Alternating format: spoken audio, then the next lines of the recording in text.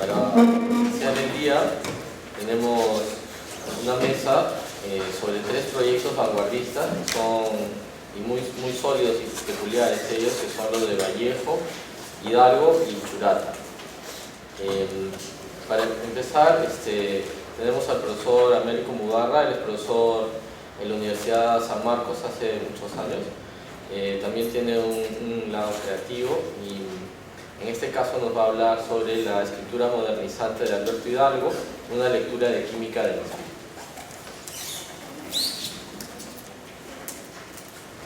Buenos días, buenas tardes, ¿me escuchan?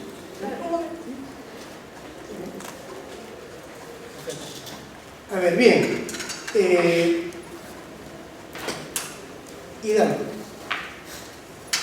la escritura modernizante, o también el poeta y su rol como exécutor de sí mismo. Y vamos a explicar por qué. 1. Conocido es el acentuado personalismo presente en la poesía que produjo Alberto Hidalgo,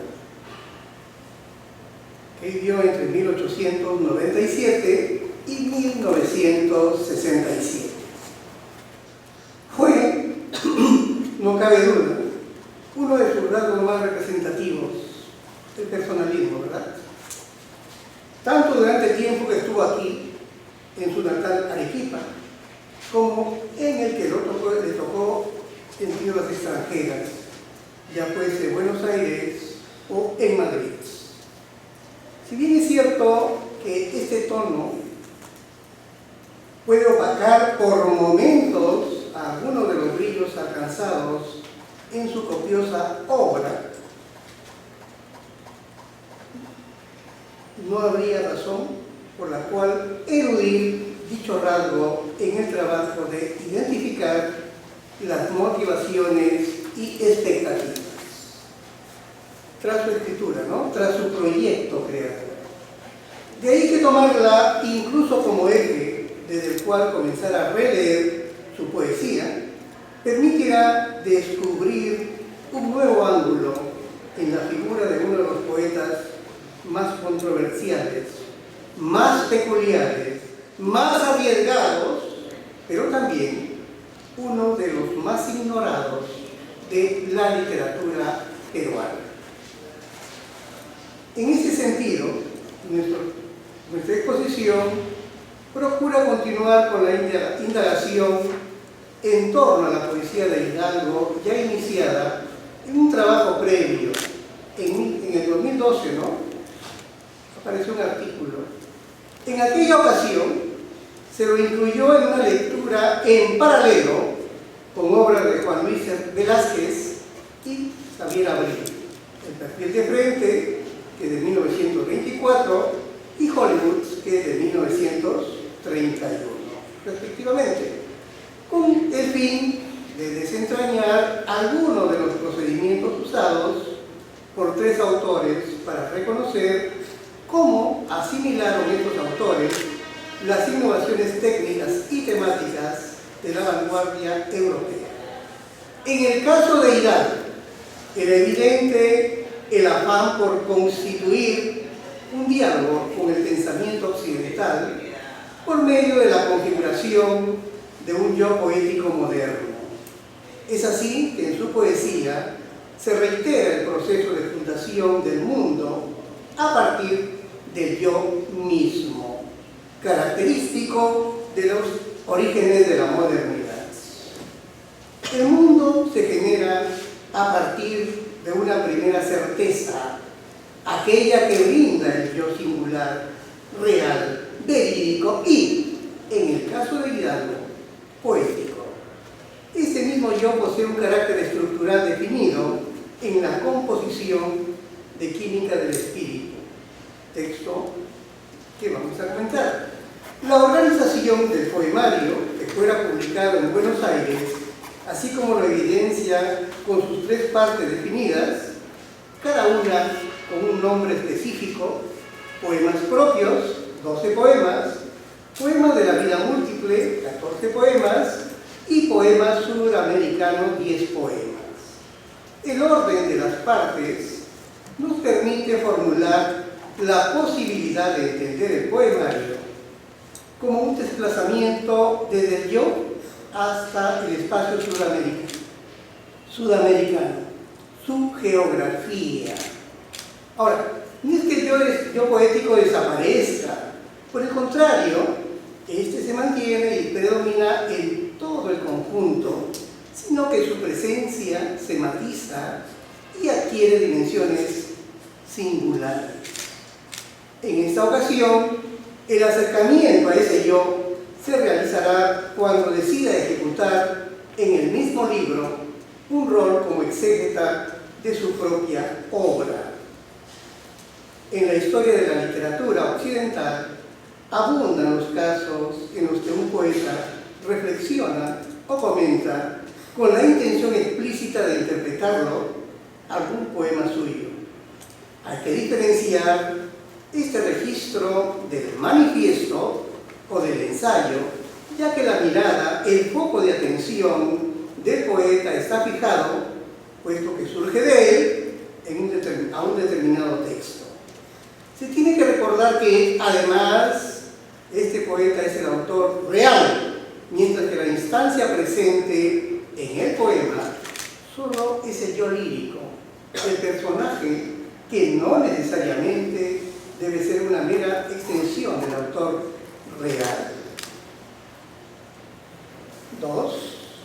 En el manifiesto se pretende exponer un programa estético. Un ejemplo, por dar alguno anterior a las vanguardias, es el que escribió el prólogo, este autor inglés de las baladas líricas, donde exigía que los poetas comenzaran a utilizar más el lenguaje cotidiano, para que de ese modo se acercara la poesía de nuevo al pueblo. En el ensayo, por su parte, se trata de exponer la poética del autor según su estilo, de acuerdo al tema que le preocupe y con los argumentos que tiene al alcance en su época. De hecho, así ve el ensayo el ámbito textual, donde normalmente los poetas comentaban su poesía, así como las situaciones derivadas de su práctica. En este caso, la cantidad de títulos es ingente y milenaria, porque hay textos que cumplieron la misma función antes de la invención del término, ¿no? Solo por citar uno, la epístola a los Tizones, de Horacio, ¿no? También conocida como Ars Poetica, producida en el siglo II de nuestra era en la antigua Roma. Es una obra en la que el propio autor reflexiona sobre su arte. Como se observa en ambos ejemplos, se considera al autor real como la fuente de las ideas. La particularidad de Hidalgo es que en su poema es su yo lírico el que impone al lector su interpretación. En verdad, desmonta ante este el mecanismo que empleó para la construcción de su poema, es decir, se vuelve exégeta de sí mismo. Sin embargo, por más que se crea que es un rol poco habitual, Hidalgo no se encuentra solo en su ejercicio. En el siglo XVI, exactamente en 1584, en el contexto de la Contrarreforma Católica, el místico Fray Luis de León, en España, tuvo que agregar a su cántico espiritual, debido a la solicitud de una priora de Granada, una serie de comentarios en prosa para, comillas, solo dar alguna luz general, cierra comillas, a, comillas, estas canciones compuesto en amor de abundante inteligencia mística, cierra comillas, ya que de lo contrario, abre comillas, no se podrían declarar al justo, cerramos. El resultado es que antes y después de cada estrofa, el poeta incluye párrafos en los que interpreta sus propios textos. En un título de la sección Poemas Sudamericanos, se incluye una nota final de Hidalgo, ¿no?, en la que explica la composición del texto.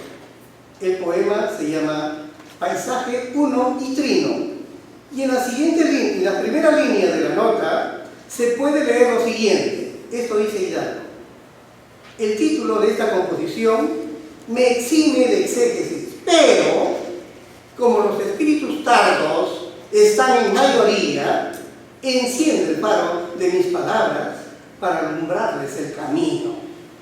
Cierra comillas. Es cierto que se podría arguir que una marca paratextual como esa, una nota al pie de página, es agregada por el autor real y no por el yo lírico. No obstante, es el propio Gerald Genetz, en su clásico Umbrales, quien apunta sobre estas marcas lo siguiente. Dice que no sabemos si debemos considerarlas o no como pertenecientes al texto, pero que en todo caso lo rodean y lo prolongan precisamente al presentarlo. Hasta ahí la cita. La certeza entonces sobre los paratextos es que contribuyen en guiar, en orientar la lectura del texto, del cual depende. Los recursos utilizados por ellos son diversos. La posibilidad de que pertenezca al texto conlleva que su fuente no sea el autor real, sino el yo lírico. Hay que contemplar que se tratan de dos dimensiones diferentes, la escritura y la realidad. Considerando el hecho de que el yo lírico de Química del Espíritu es la instancia que organiza el libro, cabría pensar que esta nota le pertenece al yo lírico, entendiendo esta categoría según lo planteado por Samuel Levy, en todo caso, una estrategia para representar su configuración como un yo poético moderno. ¿Qué significados se albergan detrás de un gesto como este? 3.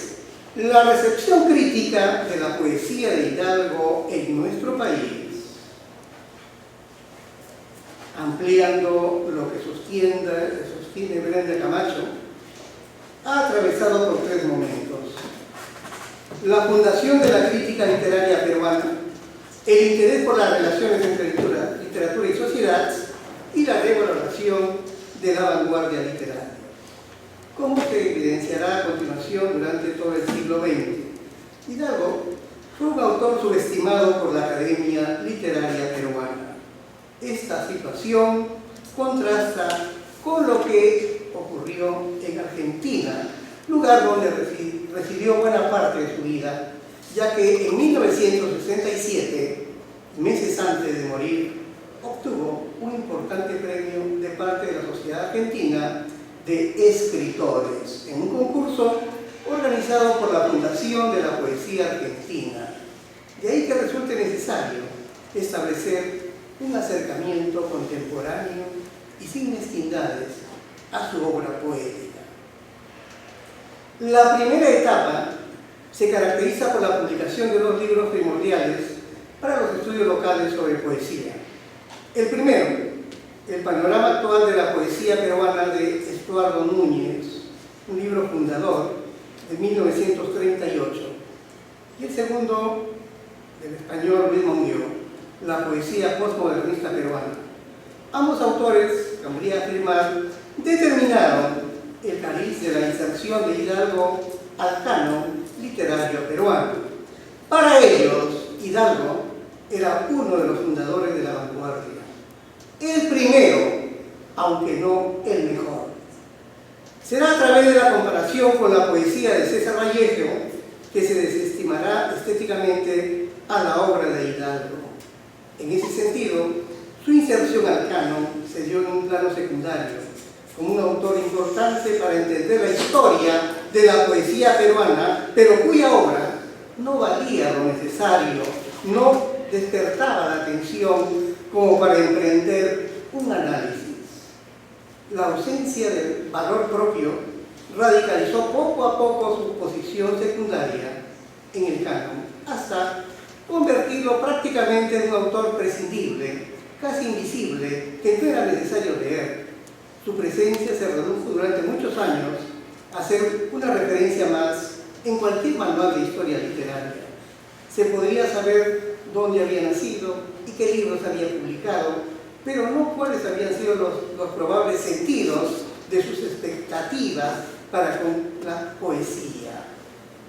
es con la publicación de la Antología de la Poesía Peruana, 1973, de Alberto Escobar, y se consolida la institución crítica peruana.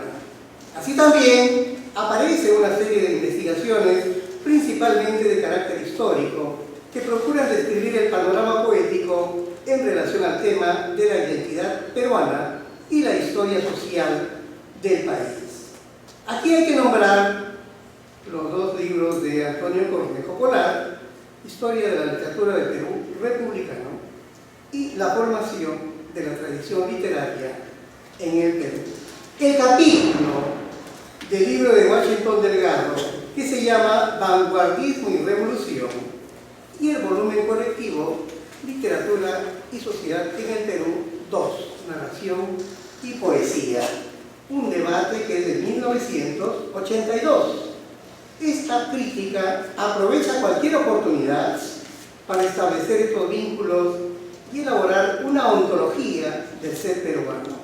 Estos vínculos, este aumento de la producción académica ofrece las condiciones adecuadas para la recuperación de la obra poética de Hidalgo, como lo hizo Edgar Ojara con el artículo Alberto Hidalgo, hijo del arrebato, que es de 1987, e incluso aparecen algunos artículos especializados dedicados íntegramente a la vanguardia poética.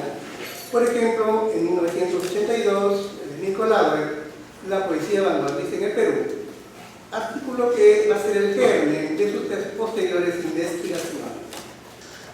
A partir del 2001, gracias a la antología de Nico Lauer, Antología de la Poesía Vanguardista Peruana, se inicia una revaloración de la vanguardia poética y una serie de análisis sobre los aspectos ideológicos en relación a los estéticos.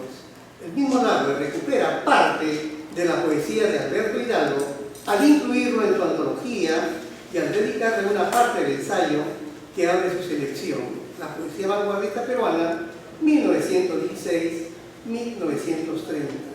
Lauer contribuirá posteriormente al estudio de la obra de Hidalgo por medio de su sugerente libro Musa Mecánica, Máquinas y Poesía en la Vanguardia Peruana del 2003, en el que analiza las relaciones entre la poética futurista y la poesía de la primera vanguardia, la presencia de la máquina y la configuración de algunas de las poéticas vanguardistas. Siguiendo esta línea, Marco Tomás Borchardt propone la posibilidad de estudiar la poesía de Hidalgo a partir del enfoque de género. Su artículo se llama Virilidad y Vanguardia, construcciones de identidades masculinas y representaciones de lo femenino en Hidalgo, Abril, Adán, Barayanos y Churán. Es del 2005. Tal vez el más importante suceso editorial respecto a la contribución crítica sobre la poesía del poeta peruano sea la publicación de Alberto Hidalgo, El genio del desprecio, materiales para su estudio, que apareció en el 2006 de Álvaro Zarco, ¿no? Dicho texto reúne una serie de referencias fundamentales y prácticamente inhallables, algunas de ellas para el estudio de la escritura de Hidalgo. También en esta década se realiza una serie de reediciones de algunos libros de la vanguardia poética peruana. Muestro de ellas son los 9 libros vanguardistas del 2001 de Nico Lauer, en la que se incluye justamente Química del Espíritu y Poesía Vanguardista Peruana del 2009, los 2 tomos de Luis Fernando Chueca, en el que se reedita Descripción del cielo. La nómina termina con la antología a cargo del español Juan Bonilla, Poemas simplistas. Es un libro del 2011, quien a partir de su investigación sobre Filippo Tommaso Marinetti y la difusión del futurismo en Europa, termina por acceder a la obra de Hidalgo. Sin duda, en la última década, debido a la revaloración de la vanguardia poética, se ha escrito mucho más sobre la obra de Hidalgo que en la segunda mitad del siglo XX. Solamente un paréntesis sobre esta edición, que me parece un libro fundamental. Están los 3 libros más importantes de Hidalgo. ¿Sí? Sin embargo, para un especialista como ustedes, carece o no tiene todo el valor. ¿Por qué? En descripción, o en química del espíritu, que es de 1923, primero después 1921, ¿no? Y segundo, el prólogo de Ramón Gómez de la Serna, que da luces para entender mejor al autor. Y segundo, no está la parte final, donde él también teoriza en el mismo poemario sobre su poesía. En simplismo se borra todo el manifiesto del mismo Hidalgo, que es prácticamente el prólogo a este texto. Y también el tercer texto, en realidad para un lector especializado, este libro hermoso, muy bien editado. Pero claro, el estudio de Bonilla sí es importante. Uno de los conocedores de las vanguardias, Juan Bonilla, un novelista español, que fue el primero que ganó la Bienal Mario Vargas Llosa en el 2014, creo que es el premio más alto que se da en el Perú. ¿Cuánto? $200.000. El copé llega hasta 50.000 soles. Ese es el Bienal Mario Vargas Llosa, de la cual también San Marcos está adscrito a la cátedra, y no digo más, ahí lo dejo. Ya. Si bien Brenda Camacho se fija en algunos aspectos de química del espíritu, consideramos pertinente concentrarnos en Bonilla, puesto que en su lectura le presta mayor atención al prólogo que para este libro debió preparar el escritor español Ramón Gómez de la Serna, conocido en esos años por contribuir en difundir las obras de diversos poetas jóvenes vanguardistas. Al hacerlo, al leer a dicho prólogo, Bonilla incide en un punto que también observamos en Hidalgo: la performance del poeta en su rol como exécuta. Al respecto, Bonilla apunta: Gómez de la Serna había retratado ya a Hidalgo en las páginas de Pómbolo, en lugar de la tertulia, ¿no?, declarándolo una de las voces más impactantes de América. El prólogo a Química del Espíritu es un texto débil, un compromiso que Ramón se quitó de encima rápidamente, más entusiasta por el entusiasmo del poeta que con sus poemas. Es decir, creo que eso era la norma. Hidalgo entusiasmaba más por la persona que era que por lo que escribía, ¿no?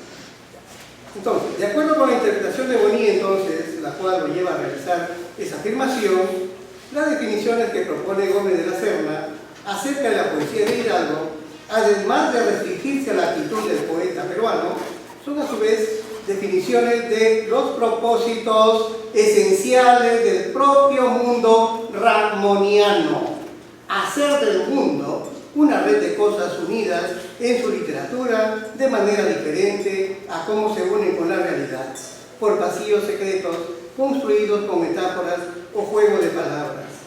Ramón es faro evidente más del segundo libro que del primero, pero también en Química del Espíritu es perceptible su influencia. En pocas palabras, entonces, para Bonilla, Gómez de la Serna disimula en su comentario a la poesía de Hidalgo una apreciación de su propia escritura. Por esta razón, y porque tampoco alude a versos concretos del libro, es que Bonilla considera que Gómez de la Serna no ofrecería ninguna genuina lectura. Ahora, las definiciones, como las denomina Bonilla, que Gómez de la Serna propone a Hidalgo, son dos expresiones que, sin duda, harían pensar en alguna de sus célebres greguerías.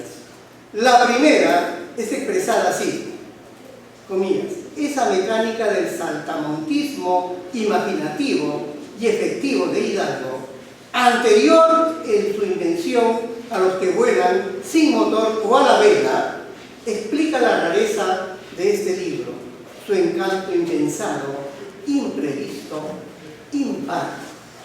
Agrega, con intención de explicarse, líneas después, comillas: él salta, tiene la alegría de los mayores saltos, nada de largos vuelos, pero cuando se hospeda en la nueva imagen, en cuanto descansa un poco en la nueva imagen distante y única, surge su tragedia humana y la plañe y la recoge de veras en un estilo nuevo y cada vez profundo.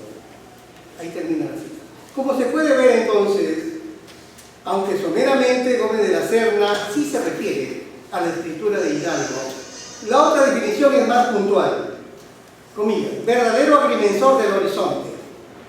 En la primera definición, el saltamontismo imaginativo y efectivo, sin necesidad de aterrizar el poeta, se traslada de un punto a otro del planeta. En la segunda definición, verdadero agrimensor del horizonte, el poeta es alguien que mide y delimita algo tan inconmensurable como el horizonte. En ambos casos, la figura de Hidalgo que se plantea es la de un creador con la capacidad de superar los obstáculos de la realidad, lo que, en los términos tratados, significaría que la lógica y la razón no impiden su expresión en la escritura. Resulta evidente que Bonilla no consideró que un poeta, aunque se valga de sus propios recursos estilísticos, también puede reflexionar sobre la poesía de alguien más. 5. Un poema, Paisaje 1, el poema Paisaje 1 y Trino, a decir del yo lírico en su nota al mismo texto, se trata, dice, de 3 poemas enchufados. He aquí el poema. En minúscula dice, el corazón de la noche. En mayúscula dice, por los cielos del bohío. En minúscula dice, andando al compás del mío. En mayúscula, iba la luna en su coche.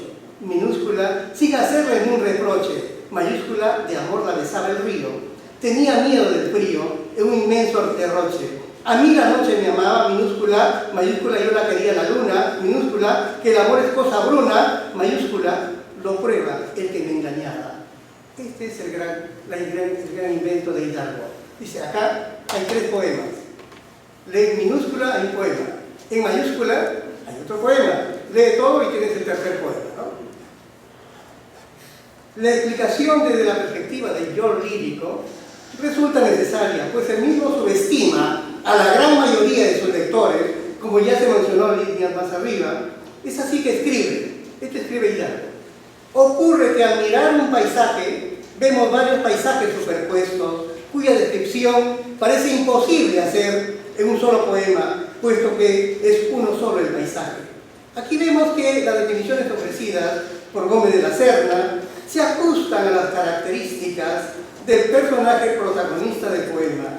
Este se traslada en más de un plano entre la superficie terrestre con sus progresivas estribaciones y el cielo, alto como los astros inalcanzables, pero también es el poeta que se comporta como el agrimensor que Gómez de la Serna había dicho que era un verdadero agrimensor del horizonte. De ahí que en su intento de trasladar, de rescatar alguna de las propiedades del mundo real, del paisaje que contempla, en la página de papel, el poeta decide producir un mapa con sus versos, disponiéndolos como si fuesen los trazos necesarios, de modo que los lectores sean capaces de ver, de imaginar, cabría decir, aquel paisaje instantáneo es lo que describe como, comillas, la sensación total de la visión.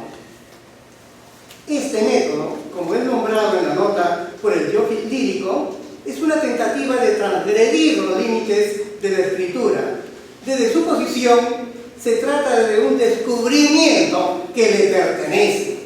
Y aquí el personalismo de Hidalgo, que traduce en su propio yo lírico.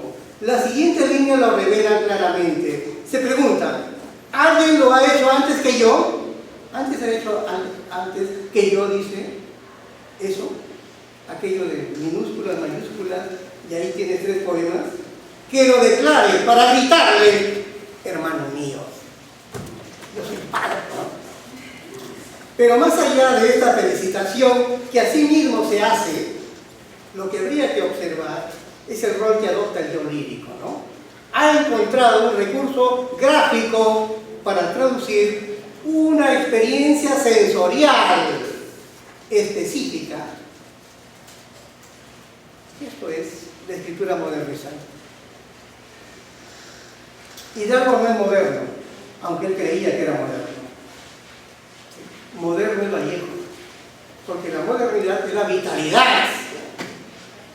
Hidalgo encontró la expresión, las palabras, pero no hay mucho contenido, digamos, de garra, ¿no? En ese sentido era la modernizante. Esta escritura que, desde mi perspectiva, no es moderna. ¿Sí? Por unos instantes se deja descubierto ante los lectores el proceso que siguió para lograr tal efecto. Estamos ante un poema que es su resultado, pero que también exhibe parte de su elaboración. Un poema que es 3 porque para finalizar la nota se indica: he aquí la luz, primer poema, todos los versos, segundo poema, los versos escritos en minúsculas exclusivamente, tercer poema, los versos escritos en mayúsculas exclusivamente. La alternancia entonces de las grafías también influye en la creación del efecto previsto por el yo lírico. Ya no es solo la posición de los versos, tampoco es únicamente las imágenes a las que se hace referencia. Sin duda, en este poema, aparentemente tan sencillo, el iluminado fue el propio poeta. Muchas gracias.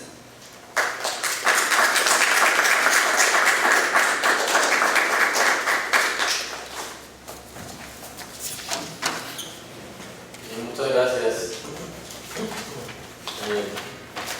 Continuamos, de acuerdo al programa, con César Augusto López Núñez.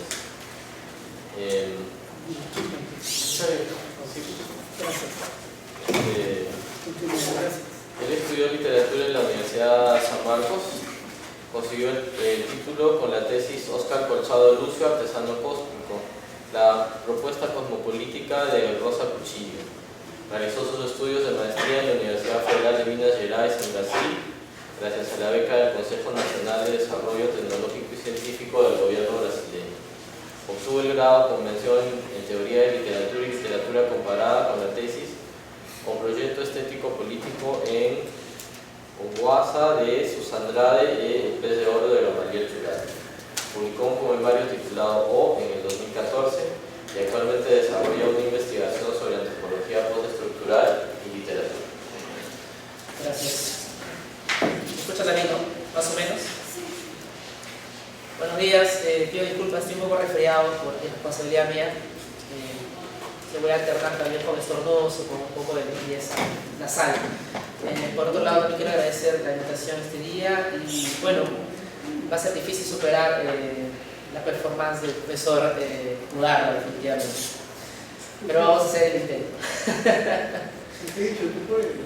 Una de las máximas de Gamaliel Churata es que se puede ser muy moderno siendo muy antiguo. Y no es para menos, ya que una de las estrategias argumentativas del mismo, ¿no?, es demostrar que mucho de lo que se considera moderno ya estaba respondido y reflexionado en el pensamiento andino o, para ser más exactos, en vestigios funcionales, aquellos no considerados como hechos de valoración epistémica para el pensamiento del colonizador, salvo, claro, si es que fuesen útiles para su lógica de dominio, como la vida, por ejemplo. En ese sentido, el escritor arequipeño asumió como tarea recolocar ciertas piezas y descolocar otras para mostrar un panorama distinto al acostumbrado, pero no por eso menos orgánico. Él llamaba a Santa Teresa de Ávila, Miguel de Unamuno, Barrio Espinosa, Roger Herzog y el ataque frontal a Platón son parte de esta nueva selección de voces para explicar de nuevo el cosmos. Y es que sostenemos, el proyecto ambicioso de Churata se sitúa en la refundación de un tipo de totalidad invisibilizado hasta la fecha en la que él escribe, ¿no? La operación churatiana en la única de las obras que él pudo ver publicada, ¿no?, nos referimos a El Pez de Oro, podría calificarse de arqueológica a usanza del francés Michel Foucault, más no con el objetivo de entender la dinámica de ciertos dispositivos de poder, sino de la emergencia de potencias plenas con una metodología poco o nada ortodoxa, entre comillas, ¿no? La arqueología de Churata sería más bien la recuperación de dispositivos y de este modo su pertenencia epistémica. En nuestro caso nos referimos al EJAPI, aquel delirio chamánico que busca remover diferentes estratos de conocimiento y que relaciona una gran diversidad de campos, tierras o retablos con el objetivo de mostrar grietas en el pensamiento hegemónico y de demostrar que el conocimiento no tiene una sola vía de acceso, es en este punto que el camino se vuelve sinuoso en la obra de Churata, ya que tendría que demostrarse la validez y practicidad de conocimientos que nunca fueron valorados, según su punto de vista, en su dimensión correcta, y además establecer un nuevo lazo que les diera cierta formalidad. Por un lado sería el Aihakuy, la metodología de análisis, y por el otro la presentación de la vida, Ahaiwatan, como continuidad infinita que establece puentes de comunicación entre diversos materiales de saber. El procedimiento sería coherente con la lógica que se procura iluminar. La existencia debe, en primer lugar, comprenderse en el hilo, porque este es el único que puede aproximarse a las razones de la reproducción infinita, del deseo que no cesa de conectar la heterogeneidad migratoria de colectivos en el plano de la Tierra. Así planteadas las cosas, la modernidad expuesta en el pez de oro se relaciona con el retorno a una plenitud que solo puede ser reconquistada con principios de construcción otros. No en vano, el texto nos presenta retablos y en ellos la simultaneidad de la realidad que rebasa los esquemas cronológicos occidentales, además de los dialógicos. ¿Cuál sería entonces la relevancia del método chamánico del Aiha, el Aihakuy propiamente? En primer lugar, consideramos que es un contramétodo, si partimos del criterio básico de la medicina occidental, ya que esta se caracteriza por la asepsia y la objetividad, mientras que el Aihakuy procura la mezcla basada en una alta carga de diferencia, de heterogeneidad. Sumada a esta, la subjetividad sería el sumo bien de las relaciones que deben ser reestablecidas, establecidas también, para comprender la realidad, dejando de lado la objetividad por ser una herramienta hermenéutica limitada. Claramente, atentar contra Platón implica todo ello, ya que no existiría una división entre lo ideal y lo material, sino una intimidad entre ambos, que abriría las puertas de relaciones espaciotemporales inimaginadas, todas ellas en despliegue sobre la Tierra, la Pacha, quien, no nos hemos equivocado en nuestro nombre, la Pacha, quien aboga por un descenso a sus profundidades. Pero citemos al propio Churata. Abrosita. La Pachamama es la madre del universo, no por sus cachorros, sino por ser madre en tiempo y en espacio, que espacio es y solo ella secreta tiempo, por lo que todo no es más que forma de su forma. Fin de cita. Si vale el término, el cuadro pintado por Platón en su alegoría de la caverna sería invertido por la irrupción de una multiplicidad de voces que atentan contra su verdad. Como bien recordamos, en la alegoría de la caverna se tenía que salir hacia la luz. Para Churata no, se tiene que ir al revés, hacia las profundidades para tener un conocimiento pleno. Este hecho puede ser corroborado en el dramatis personae de la obra, ¿no? En este desfilan 25 personajes bien definidos, entre los que nos sorprende que se presenten bacterias, sueños y versos. Aún más, al final del listado, el escritor coloca un par de provocadores, etc. No existiría la determinación taxonómica como principio rector de la investigación, sino la participación interpretativa en el sentido teatral de la palabra. Bajo esta óptica, la objetividad no sería la premisa nosológica par excellence, sino una suma de sujetos, subjetividades que dialogan entre sí, salvo que en el acontecimiento textual. El antropocentrismo es abandonado en pro de una ampliación del espectro de lectura del cosmos a diversos seres con capacidades personales. De esta forma, perros, tubos, nubes, vientos, montes no tendrían ningún problema para ser entendidos en un plano de diálogo generalizado. El cuestionamiento que genera el pez de oro giraría en torno al principio de construcción del conocimiento, y aquella inversión o giro de tuerca en el que priman el poblamiento del libro y del rito efectuado a lo largo y ancho del mismo no se correspondería en su fundamento a los principios del pensamiento occidental. En otras palabras, Churata buscaría recrear un mecanismo que pueda dar cuenta de sí mismo y de otros fenómenos para explicar una cuestión continental aún no respondida a cabalidad para la fecha en la que él escribía, y creo que hasta ahora también. No el tema de la identidad, no el tema de la descolonización, no el tema de la poscolonialidad, como varios libros ya salieron y hablan, ¿no?, de Churata, ¿no? Sino la del ser. Cito a Churata. Ya no se puede ni se debe considerar América problema político, geográfico o comercial solamente. El suyo, antes de todo, es un problema de ser. Fin de cita. El paso que da entonces nuestro autor es uno que se dirige a un momento anterior a una realidad superestructural, puesto que, en segundo lugar, no se podría componer una adecuada lectura del mundo si no se recurre a herramientas adecuadas. En otros términos, el escritor habría detectado cierta incompatibilidad entre aspectos teóricos y prácticos que urgían de la elaboración de su propio instrumental. En este caso específico, el rito chamánico ocupa el lugar central del Pez de Oro, porque gracias a este, el libro se convierte en una grande crítica de la gnoseología occidental. Valga decir que esta crítica se desprende de la búsqueda y no del simple interés contestatario que se sigue en sus líneas, debido a que se rebasan en el libro los límites hermenéuticos coloniales, y sobre ese terreno desbordado se esbozaría una episteme con sus propios códigos y funciones de enlace de sentido. En el plano del libro, penetrado por el Aihakui, se traducen animalidades, espiritualidades, divinidades, porque cada una posee una potencia que permite entender un pliegue privilegiado e insustituible del cosmos. Después de todo lo expuesto hasta aquí, podríamos afirmar, sin temor a equivocarnos, que el rito que expresa la vida abre el horizonte sobre la cuestión del ser, del sentir y del hacer. En otros términos, no se podría someter a juicio una práctica política si antes no se comprenden las premisas estéticas de este, y mucho menos sin remitirnos a la inflexión ontológica sobre la que se sostiene la experiencia. Antes de pasar de lleno al triple asunto que el Pez de Oro hace emerger, es necesario dar un vistazo somero a las apreciaciones que ha generado el libro con el fin de entender el terreno sobre el que nos movemos. Cuando este libro salió a la luz no tuvo ninguna resistencia crítica, nadie habló mal del libro, antes bien nos hicieron esperar los elogios, ¿no?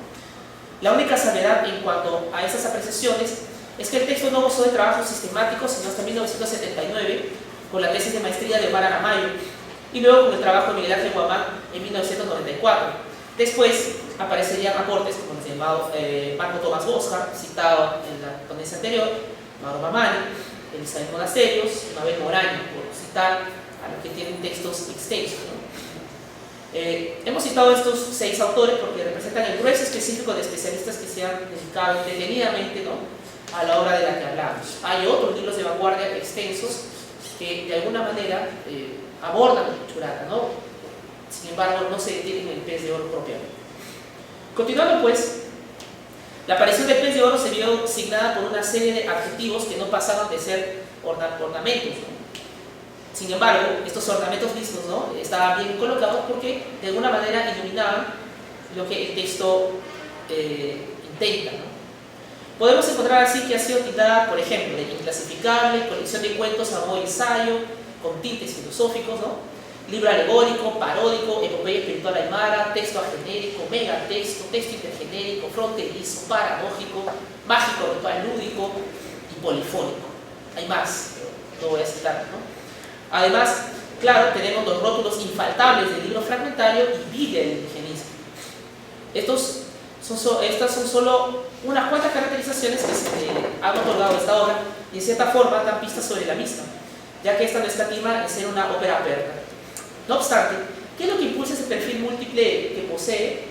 Según Ricardo Badini y Marco Tomás Bosca, Churata apela al surrealismo como instrumento doble que pone en relación lo manifiesto, es decir, lo occidental, y lo inconsciente o aymara. Por su parte, el español Eleno Sanizaga no está tan de acuerdo con esto y afirma que el vanguardismo en el autor de El Pez de Oro debería ser entendido como dispositivo de búsqueda y no experimentación en sí o un programa relacionado al unismo. Desde nuestro punto de vista, siguiendo un poco a Eleno Sanizaga, la programación existiría en el texto, solo que aquel protocolo surrealista que se le quiere atribuir no corresponde directamente al rito, y en esa consonancia el surrealismo se vería asimilado a las necesidades expresivas del autor. La leve imprecisión de lectura, según creemos, no se debe a errores de descodificación, sino a una cuestión de orden. Parece que Churata descubrió que había similitudes entre la experiencia europea y las modalidades andinas, y que en ese proceso de relación de las dos, la primera inexorablemente tendría que ser quebrada en un proceso de evaluación de maleabilidad y resistencia, como comenta Mabel Moraño. Más o menos, hablando de la nueva crónica, se afirma lo que acabamos de mencionar, ¿no? Cito a Churata, ¿no? En ella, sobre la nueva crónica, hay la reacción vertebral del pueblo que, si bien se resigna a aceptar dioses foráneos o hace como que los acepta, no consiste en ceder su sentimiento de cosmos. Fin de cita. Haciendo la pequeña analogía, ¿no?, sobre el surrealismo y cómo es adaptado dentro del Pez de Oro, ¿no? Así, continuando con las apreciaciones de Eleno Sanizaga, el texto mostraría, la cito, ¿no?, un movimiento cognitivo, perceptivo y organizativo, y no una representación de lo otro, como en gran parte del indigenismo de la época. Fin de cita. El contagio a la que es sometida la lengua, las estructuras, los contenidos del libro, haría énfasis en el nivel perceptivo y, por ende, a una instancia inestable para las funciones de disección objetiva. La vanguardia, y no solo ella, es indigenizada por la actualización de un principio motor de pensamiento que no se condice con los orígenes de esta. Es aquí que se genera una de las tensiones más reclamadas por la crítica, que acusa al Pez de Oro de libro ambiguo, sin disimular claramente su incomodidad. ¿No será que el libro busca expresar el dilema en todas sus dimensiones posibles para poner en tela de juicio esquemas rígidos de análisis e interpretación ajenos al ritmo del sentido que se quiere plasmar? Podría ser una pregunta válida, creo. Después de este breve vistazo, buscamos proponer que en medio de toda la multiplicidad del Pez de Oro, este se encuentra en un punto móvil de lectura del mundo que se aleja del epistemio occidental y se dirige a una organización cosmopolítica de la existencia. Por cosmopolítica entendemos el modo de configuración de las potencias del cosmos que se encuentran en las epistemias amerindias en general, según el antropólogo brasileño Eduardo Ribeiro de Castro, y que se podría calificar de animistas, según las investigaciones del antropólogo francés Philippe Descola. Vayamos por partes. Lo que está en juego en la obra es la emergencia de otra modalidad ontológica que busca hacer frente a la hegemónica. No en vano se lucha contra Platón, ya que este es el primer responsable de las estructuras del ser que guían las reflexiones en Occidente. Según Descola, existen en el globo 4 grandes formas de organizar el ser. Hoy día solamente hablaremos de las dos que nos incumben, ¿no? Aquella división entre lo ideal y lo material que reza sobre lo trascendente y su gran e infranqueable frontera entre la cultura y la naturaleza le pertenece por antonomasia, pues, al pensamiento occidental, ¿no? Europeo. Dicho sea de paso, estas formaciones o estatutos impuestos al mundo, antes de ser afinados, pertenecieron a una narrativa como las de Siodo o del Génesis bíblico, ¿no? Por citar dos de sus referentes básicos. Para resumir, toda cuestión ontológica, antes de ser tecnificada, fue narrada. El ser primero es contado, pertenece a la tecnología del mito. Bajo esta mirada, la antípoda del naturalismo, según Descola, es el animismo.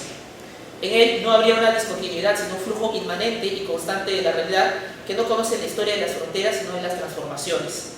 No habría, pues, cultura y naturaleza, sino una continuidad y contiguidad entre las dos, marcada por variaciones corporales que modificarían las perspectivas del mundo. Como se puede apreciar sucintamente, el peso de la balanza conceptual por la que se inclina Churata se aproxima al segundo modelo ontológico. Hay aún un paso más decisivo en relación a las diferencias epistémicas citadas. En el naturalismo, el hombre es el ente privilegiado que explica el ser, mientras que en el animismo, la humanidad, como principio genético, nos permite comprenderlo. Simplificando, el primero es antropocéntrico y el segundo es antropogénico.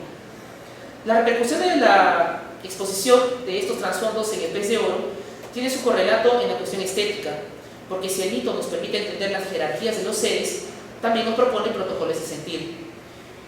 Puesta en evidencia la limitación hermenéutica del naturalismo, el animismo apuesta por la necesidad de interpretar en flujo y transformación, teniendo como premisa lo antrópico y su inherente capacidad comunicativa. En uno de los diálogos de la obra se puede leer, cito el Pez de Oro: ¿sientes? Sí, luego existes, admitido. Fin de cita. La existencia no parte de la razón, sino de la capacidad sintiente, de un régimen estético que aborda la humanidad, que compartimos con una considerable diversidad de seres que pueblan el cosmos y a los que el naturalismo nos ha dado el acceso dialógico. Churata lo dice así. Perdón.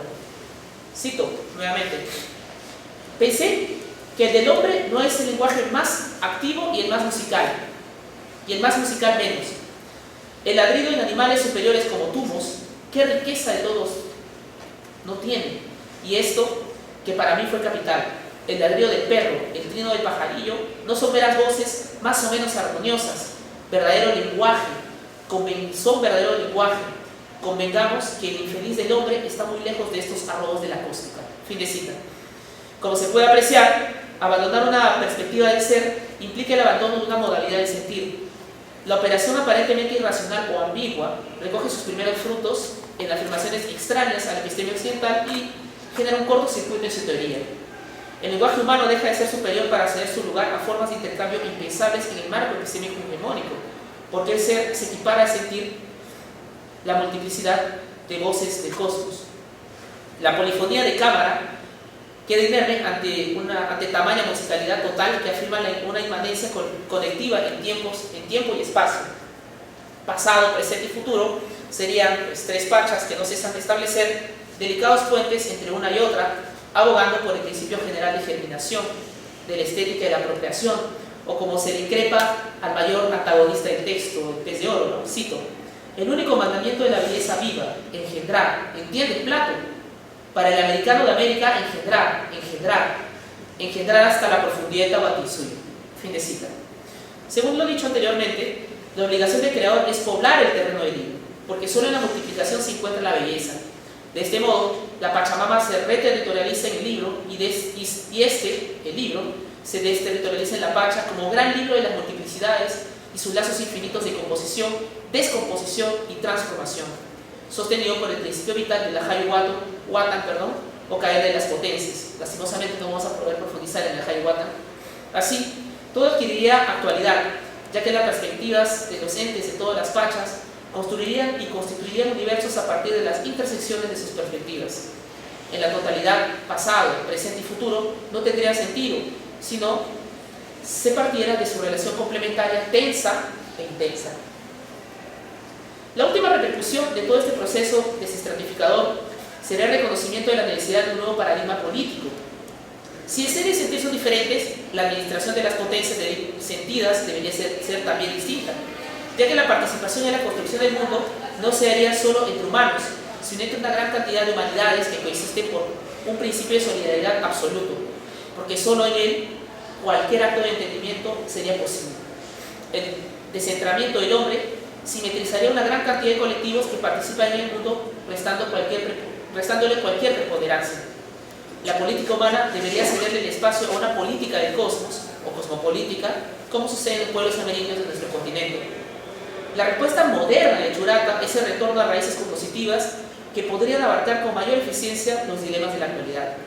Verbigracia, la destrucción del planeta, ya que el modelo político contemporáneo ha demostrado ser insuficiente. Gustaríamos acabar este último comentario en nuestra ponencia con una cita provocadora del llamado que hace el pez de oro y que podría abrir una discusión posterior. Cito: los valores políticos y filosóficos del hombre deben edificarse dentro del animal y no fuera de él.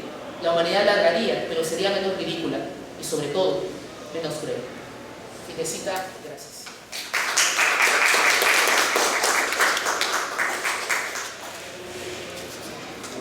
Muy bien. Cerramos la mesa con Luis Felipe Rivera Narváez. Él es licenciado en Filosofía por la Universidad San Marcos. También es magíster en Literatura Española y Hispanoamericana por Western Michigan University. Fue miembro del comité editorial de la revista Cuadernos de Ética y Filosofía Política y es miembro actual del Instituto de Estudios Sociales José Carlos Mariani. Ha participado como ponente en congresos y simposios tanto de filosofía como de literatura a nivel nacional e internacional. Sus áreas de interés son la filosofía hispanoamericana contemporánea, los estudios literarios hispanoamericanos contemporáneos y los aspectos culturales de la globalización. Muchas gracias. Bueno, para empezar quisiera felicitar a la Casa de Literatura por organizar un evento tan interesante.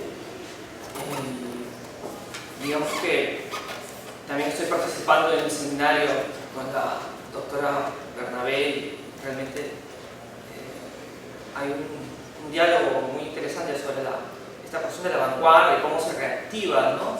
desde nuestra actualidad, ¿no?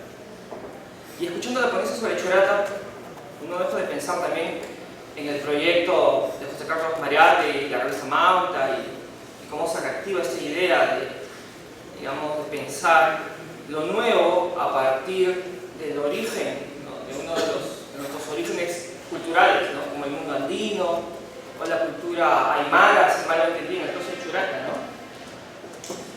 ¿no? Bueno, mi ponencia se titula Apuntes, borradores, acercamientos sobre la evolución poética de César Vallejo bajo el contexto de las vanguardias. La presente ponencia aborda el contexto de la vanguardia bajo el eje de entenderla como un fenómeno artístico que surgió en parte para cuestionar lo establecido en el mundo del arte y la sociedad.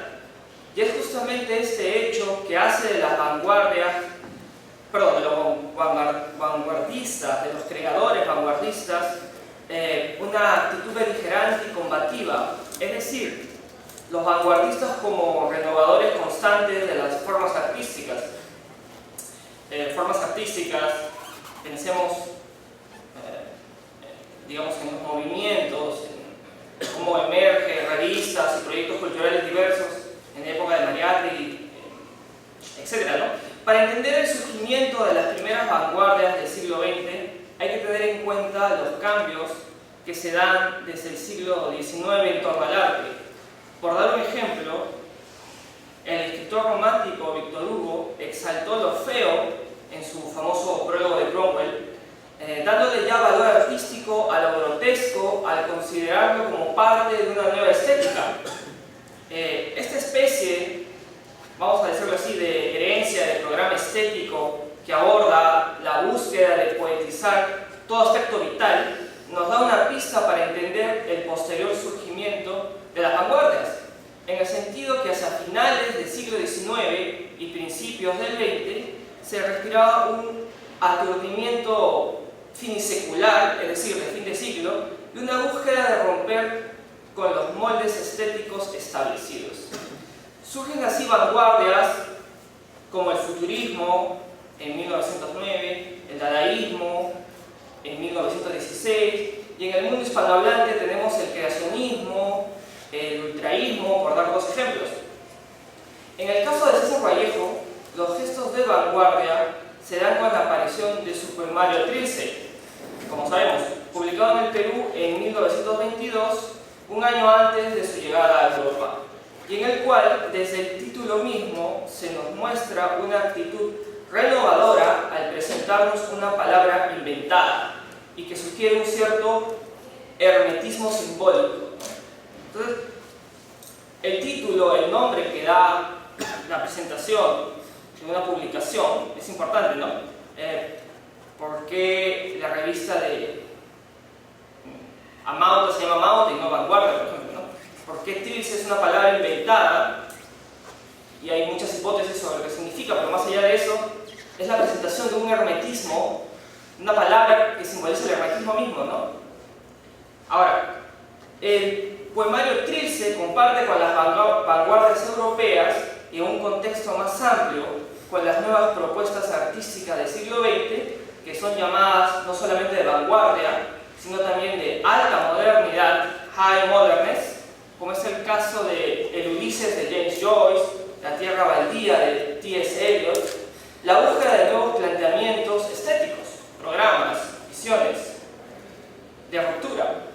La idea es ver en Vallejo, o mejor dicho, la idea es ver en el Vallejo que ya publicó Los Heraldos Negros y que se encuentra terminando Trilce, como lo observa también el crítico Julio Ortega en Lectura de Trilce, a un escritor de ruptura y continuidad. Si bien la vanguardia supone siempre un gesto de ruptura, rupturante, pero obviamente también hay una especie de rescate del pasado, ¿no? Es por eso que hablé un poco de este gesto de poetizar lo dionisiaco, lo vital, ¿no?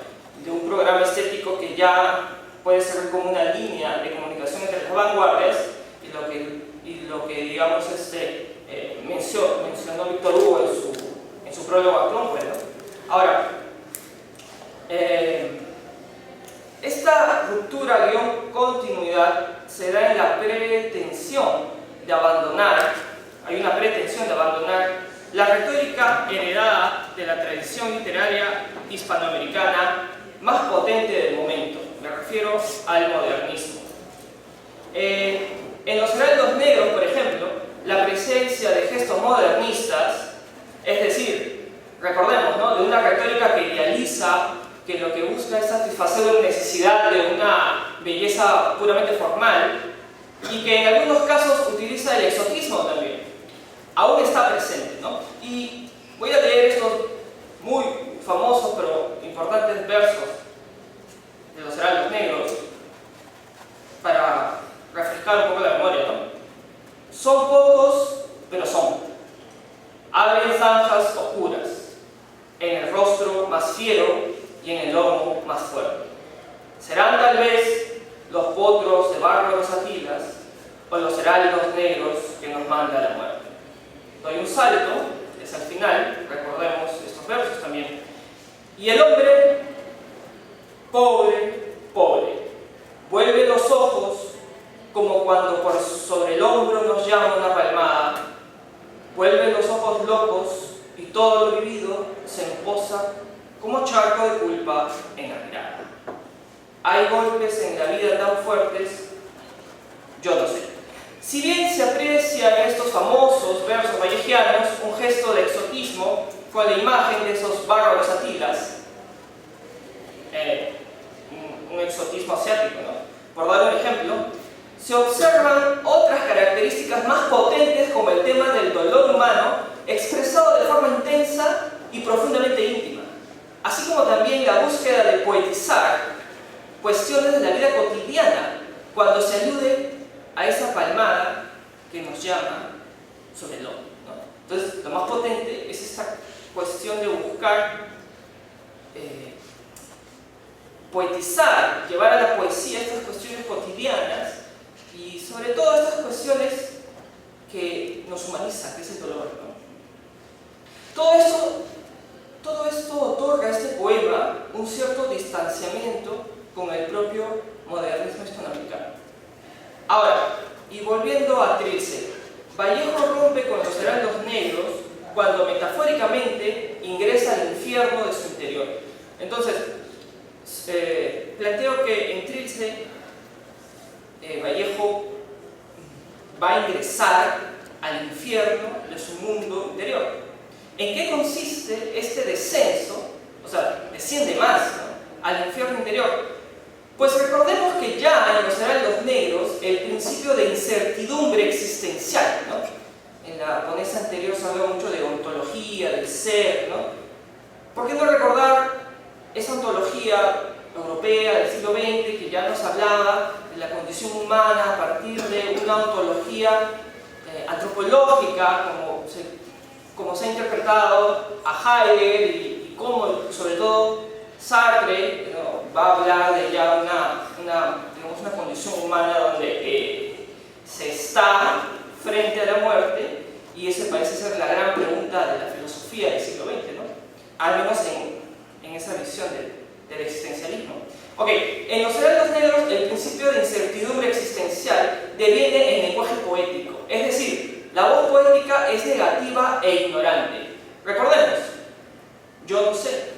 En ese sentido, Vallejo se encuentra en una ruptura de cara a la postura tradicional del poeta como el que sabe, ¿no?, el que tiene la visión de las cosas propio del padre. Recuerda que en la antigüedad el poeta era el padre, es decir, el adivino, ¿no?, el que podía ver los acontecimientos futuros, ¿no? Pero Vallejo está diciendo yo no sé, ¿no? Es otra visión del poeta. Poeta moderno, de vanguardia. De esta manera Vallejo amplía como poeta su capacidad de cuestionar el mundo, un cuestionamiento del mundo, de la existencia, adquiriendo con esto una tendencia a postular nuevas búsquedas o salidas posibles. La ruptura que se da en Trilce se convierte también en riesgo, es decir, y volviendo al descenso infernal del yo interior, aparece una maquinaria de imágenes endemoniadas y asfixiantes. Unos versos de Trilce. Trilce 2. Tiempo, tiempo, mediodía estancado entre relentes, bomba aburrida del cuartel achica. Tiempo, tiempo, tiempo, tiempo. Como se aprecia, el tiempo que se menciona en estos versos de Trilce alude a un tiempo que no pasa, alude a estar apartado y atrapado. Recordemos que Vallejo estuvo en una cárcel de la ciudad de Trujillo por aproximadamente 120 días y experimentó la agonía existencial de todo preso. Por otro lado, en 13 el hombre también cuestiona al mundo. Esto se relaciona a la búsqueda de un nuevo tipo de conocimiento, con lo cual se desmantela paradigmas y puntos de vista sacrosantos. Es decir, se quiere reordenar el mundo desde el interior del sujeto. Hay como un nuevo camino que requiere ser conocido y explorado. En otras palabras, en Trilce se quiere fundar el mundo otra vez desde la óptica de un yo vital, que el yo poético figura y ensambla. Poetizar un yo vital. Poetizar todo aspecto dionisiaco, valga la redundancia, vital, existencial, del ser humano. Esos son los gestos. Si en los heraldos negros hay un proceso que parece terminar en la incertidumbre existencial del yo no sé, de ese dolor, pero lo quiero expresar, ¿no? En Trilce se quiere ver el dorso, el reverso de esa realidad, aventurarse a un tipo de conocimiento basado en el absurdo de existir, ¿no? Basado en algo tan moderno y contemporáneo que todos podemos experimentar, que es el absurdo de estar aquí, ¿no?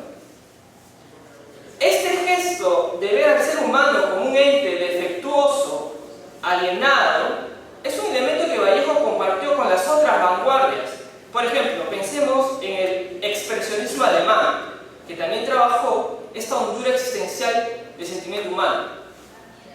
Cuando se habla del expresionismo alemán, se suele tener la imagen, por ejemplo, del grito de Munch, pero también pensemos en el cine, ¿no? Con ese Nosferatu, ¿no? Esas cuestiones que tienen que ver con un yo, no tan solo vital, sino también monstruoso, ¿no? Pero monstruoso en el sentido de que hay un contexto monstruoso también. Volviendo a la cuestión del tiempo, en el poema, hay que entender que este tiempo de la voz poética es parte de ese conocimiento existencialmente absurdo, de ese mundo imperfecto, ilógico y caótico de aquel, como dice el verso, mediodía estancado entre relentes. De esta manera, estamos frente a una temporalidad, un tiempo de carácter imperfecto y torpe, donde la realidad se vuelve un cúmulo de imperfecciones que demandan constantes correcciones. Por otro lado, si estamos tocando el tema del absurdo en la poesía de Vallejo, hay que tener en cuenta los aportes del crítico James Higgins, que es otro crítico que estoy utilizando en su texto El absurdo en la poesía de César Vallejo. Bueno, Higgins apunta a considerar que el absurdo es el concepto clave para entender el proceso de la poesía de Vallejo. ¿Por qué el absurdo, no? El crítico encuentra en los heraldos negros, por ejemplo, la presencia explícita de este concepto. Abro cita. Cita de algunos versos, ¿no? A ver, son los fogonazos de un absurdo amanecer. Y rastrea en el poemario póstumo, titulado Poemas Humanos, términos equivalentes al absurdo como locura, burrada, disparate. Entonces el absurdo es visto por este crítico en otros versos, en otros poemas ya escritos en Europa, como equivalentes a una locura, un disparate, ¿no? Ahora, el análisis de esta propuesta no parte de una explícita definición vallejana del absurdo, sino de la deducción de su significado a partir de una serie de temas y técnicas utilizadas por el poeta. Entonces, lo que hace este crítico es leer a Vallejo a partir de esta cuestión del absurdo, y para eso va a utilizar ciertas técnicas y temas. Ahora, uno de los temas que permite encerrar el significado del absurdo, según Higgins, es la cuestión del azar. La vida sería para Vallejo un juego de azar, obligatorio, donde tarde o temprano el hombre perdería, en otras palabras, el hecho de existir se vuelve dolor, porque vivir es jugar bajo la incertidumbre. Entonces, si hace un momento he hablado de este famoso existencialismo europeo, que habla de que la gran pregunta filosófica tendría que ver con qué hacemos aquí, acerca de la muerte, qué sentido tiene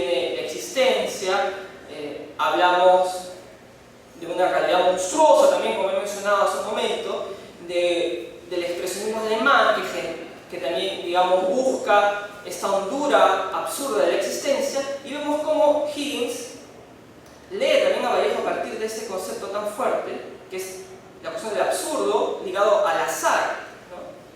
Estamos condenados a elegir ese azar, ¿no? Estamos como condenados a existir, porque existir es elegir. Ahora, de esta forma, el mundo o la realidad vallejiana no es un sistema armonioso de leyes preestablecidas, sino un universo caótico, ilógico y desordenado. Otro de los temas, aparte del azar, es la catástrofe natural. Esta catástrofe se aúna a la visión caótica del universo. Versos. Las ventanas se han estremecido, elaborando una metafísica del universo, nos dice el poeta en Poemas Humanos, lo cual alude a la fuerza irracional y destructiva de un huracán, pero que funciona como imagen metafórica del caos universal. Ahora, hay una técnica.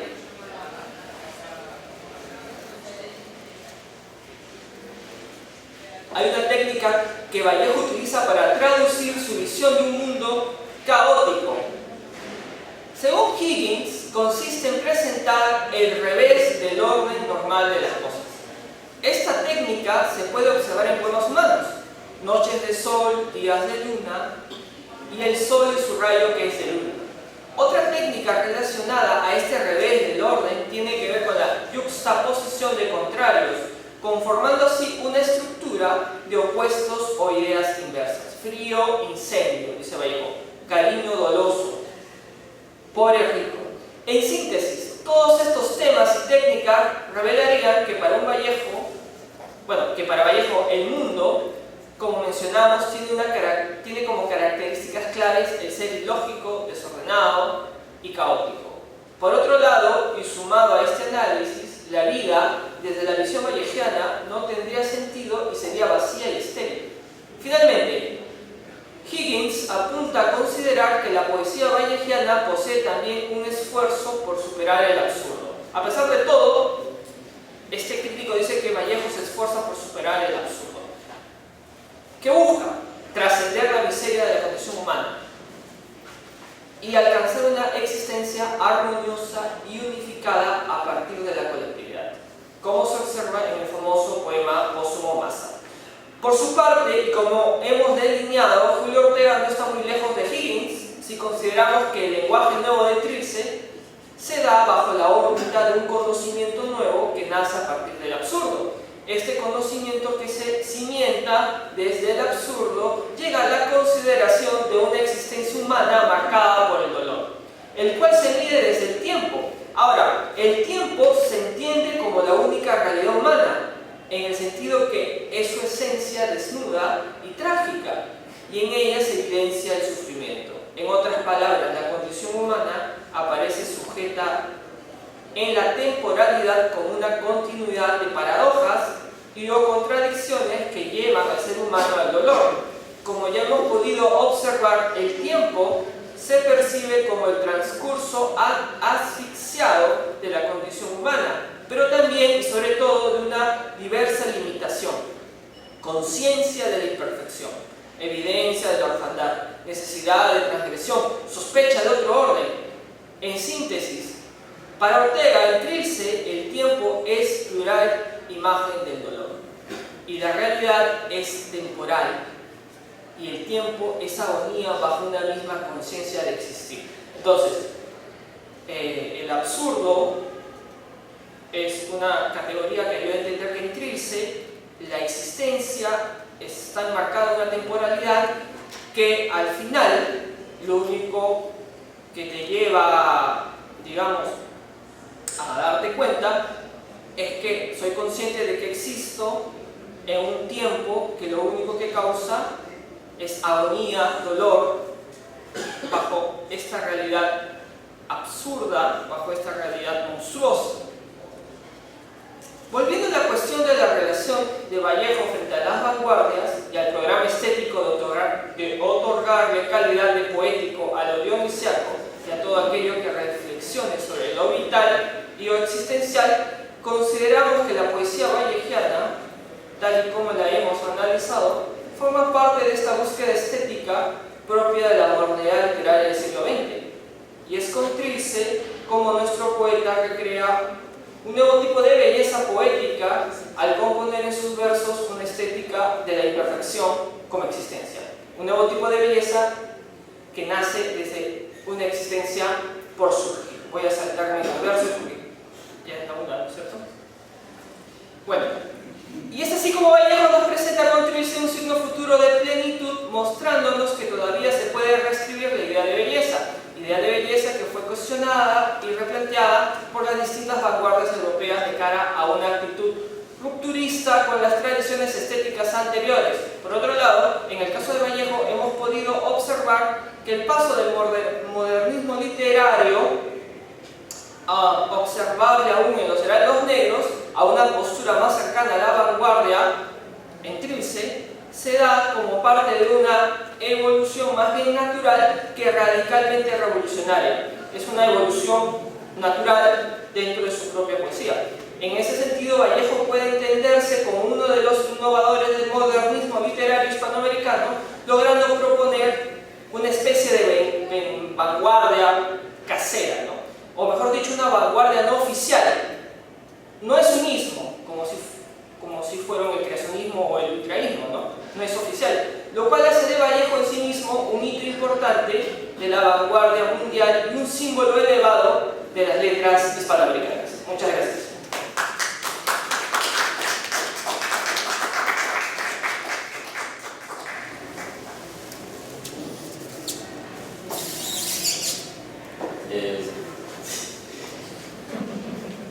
Bien, no sé si hubiera alguna pregunta para terminar.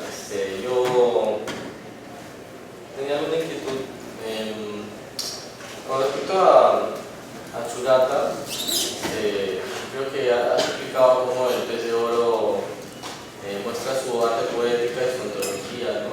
Pero Churata es conocido por Pez de Oro y al mismo tiempo también por el boletín, ¿no? Por el boletín Titicaca, que también ha resurgido en los estudios críticos, ¿no? Entonces, ¿cuál sería la función que dentro de esta concepción estética que tiene Churata cumpliría la revista? Bueno, en primer lugar, por ejemplo, ahí van a citar el gran Juan Ulises Ceballos, ¿no?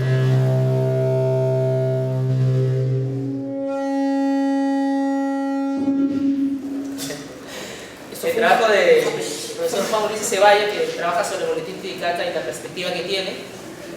Y bueno, es medianamente crítica sobre esta cuestión de el boletín Titicaca como mostrarse el abanderado de cierto pensamiento, ¿no? Cuando hasta cierto punto es una construcción letrada sobre lo que debería hacerse, ¿no? Con el indígena en esos tiempos, ¿no? De varias transformaciones, ¿no? Pero ahora por otro lado, si relacionamos por ejemplo el Pez de Oro como este proyecto así de transformación, según mi lectura, claro, y el boletín Titicaca, por ejemplo, yo quisiera solamente hacer hincapié en dos aspectos, por ejemplo, ¿no? Uno de ellos es la cuestión de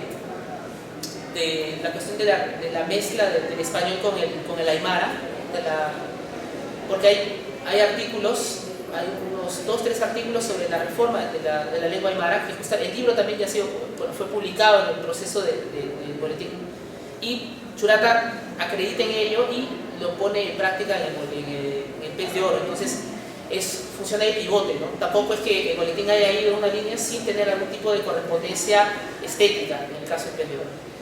Y el otro aspecto también es la cuestión de la escuela andina, ¿no? De la escuela andina, de la idea de la pedagogía andina a partir del aire. El profesor Mauro Mamani también lo toca en su tesis sobre Quechumara, ¿no? Entonces, está la idea lingüística y está la idea comunitaria como 2 pilares para proponer una nueva forma de abarcar el espectro político y generar ciertas transformaciones, ¿no? Cuando Churata fue a Bolivia, ¿no? Y perteneció al movimiento pues, revolucionario, digamos, luego de la primera mitad del siglo XX, ¿no? Él sale de estas propuestas del ayo como escuela, de la lengua, del valor del pensamiento aymara, quechua, porque ya el gobierno boliviano no pudo continuar con sus ideas, porque sus ideas hasta cierto punto eran radicales, ¿no? Cómo llevar pues la práctica del hijaque, por ejemplo, ¿no? a un hospital, por ejemplo, ¿no? Que es él intenta llevar esas perspectivas o conversar con los animales, ¿no? Que es parte también de esas perspectivas, ¿no? Él quiere resensibilizar, mejor dicho, sensibilizar sobre otros aspectos, ¿no? Entonces, por eso, para resumir, ¿no? El boletín Titicaca fue el pivote estético de sus propuestas, ¿no? Gracias. Finalmente, sobre Vallejo, se me ocurre a mí que el eje del absurdo que has mostrado, ¿no? Y que tiene evidentes conexiones con las vanguardias europeas, pero quizás tú encuentras este mismo tema o esta preocupación en algunos otros poetas peruanos o hispanoamericanos, además de Vallejo. Bueno, exploró más que nada la posibilidad de la comunicación entre las vanguardias europeas y esta evolución de Vallejo, ¿no? Lo que yo considero es que Trilce es un hito que se comunica con estas vanguardias que no tan solo son poéticas, sino que también son pictóricas, de las bellas artes, de la pintura, digamos, y también del cine, que genera una imagen que no nace obviamente de nada, sino que tiene que ver con esta realidad que digamos va a explotar con la Primera y Segunda Guerra Mundial y toda esta cuestión de las masacres, de la muerte y de una realidad que no cobra ningún sentido, digamos, en la existencia concreta de alguien, ¿no? Esas son las conexiones que yo he visto para mí. Es por eso que yo mencioné al expresionismo alemán, ¿no? Como una forma de entender a Trilce, o en todo caso esta forma del absurdo que hay en la poesía de Vallejo, ¿no? De la existencia monstruosa, ¿no? Recuerden el cuadro de Munch, que es tan famoso, que creo que sigue siendo potente hasta hoy en día, ¿no? Esa realidad absurda y monstruosa que hace que alguien se desespere, ¿no? Para mí eso es el absurdo de Vallejo. Bien, muchas gracias a los ponentes que nos han acompañado hoy día y a las personas que han podido aparecer en el auditorio. Continuaremos más tarde a las 4 de la tarde con un conversatorio sobre la antología del